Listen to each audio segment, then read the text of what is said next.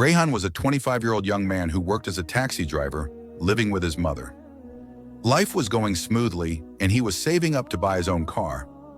One day he had been working since morning without eating anything, and hunger had started taking its toll. He decided to eat first before getting back to work. Turning off his phone, he set out in search of food. Since he was unfamiliar with the area, he wasn't sure where the roads would lead him. As he took a turn, he found himself on a dark, silent street.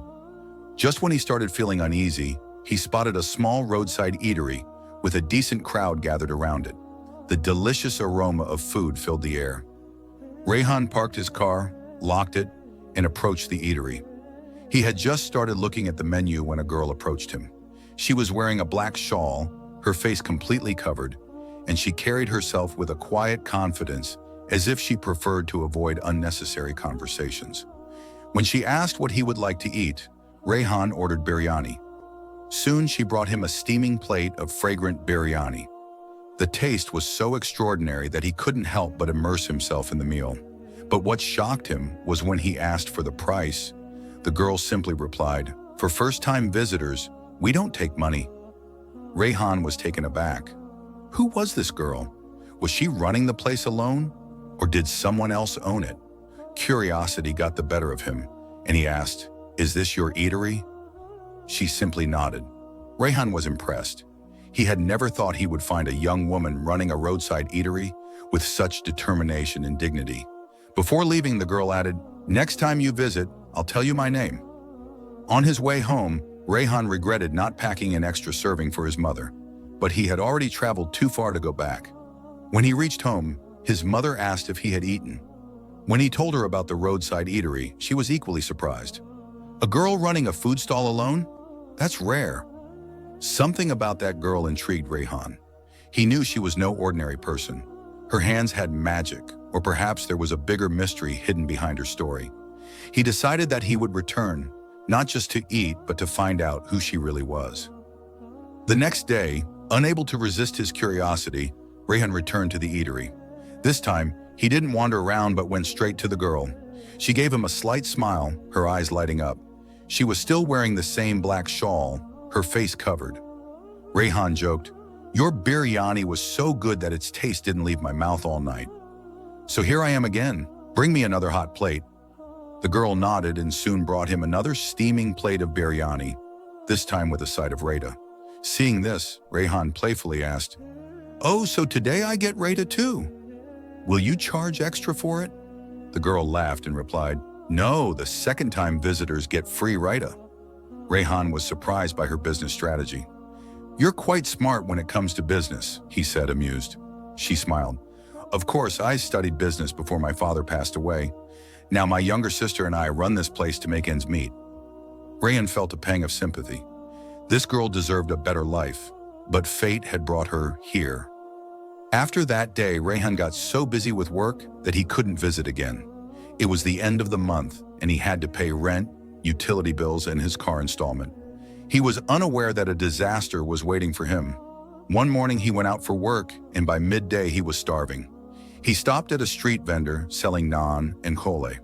Lost in his meal, he forgot that he had left his car keys inside the taxi. By the time he turned around, the car was gone. Panic set in. His only source of income had vanished. He frantically asked passers-by, but no one had seen anything. His legs felt weak as he collapsed onto the sidewalk, unsure of what to do. Finally, he decided to report it to the police. After filing a complaint, he walked aimlessly, burdened with the thought of how to tell his mother. Without realizing, he found himself near the roadside eatery. His thoughts had led him here. As he sat on a chair, lost in despair, the girl approached him. "You look worried. What happened?" she asked with concern. Rayhan sighed deeply and told her about his stolen car. The girl looked genuinely distressed. "I can't believe this happened. What will you do now?" Rayhan shook his head. "I don't know." The girl thought for a moment before saying, "Can I help you in any way?" Rayhan was surprised. "How can you help me?" She hesitated before saying, "I have some savings. If you need money, you can use it and return it later." Rayhan immediately refused. "No, I can't take your hard-earned money, but I appreciate your offer." She fell silent, her face dimming slightly. A little later, she brought food to his table and said, "Eat now, pay later." Then she walked away. Rayhan felt guilty for rejecting her kindness. He followed her and apologized. "I'm sorry. My situation has made me bitter," she smiled. "I understand, but let me help you. It would make me happy." For the first time, she looked directly into his eyes.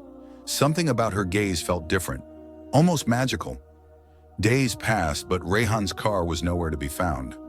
Then one evening, there was a knock on the door. His mother answered, and to his shock, the girl was standing outside. "You? Here?" Rayhan asked in surprise. She smiled. "I came to check on you." His mother invited her in warmly, but Rayhan was still confused. After some time, the girl said, "Come outside, I have something for you." When they stepped into the street, a brand new car was parked there. The girl handed Rayhan the keys.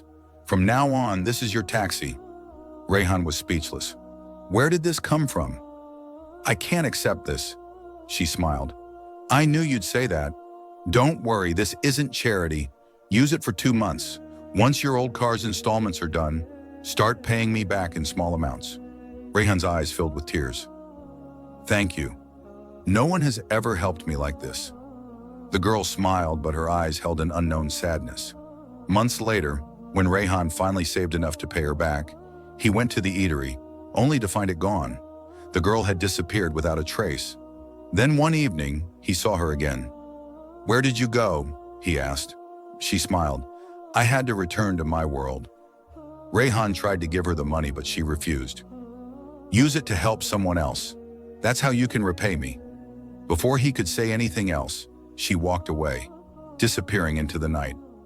A strange fragrance lingered in the air, the same one that always surrounded her. Rayhan smiled, realizing that she was never far away. She was just a call away, always watching over him.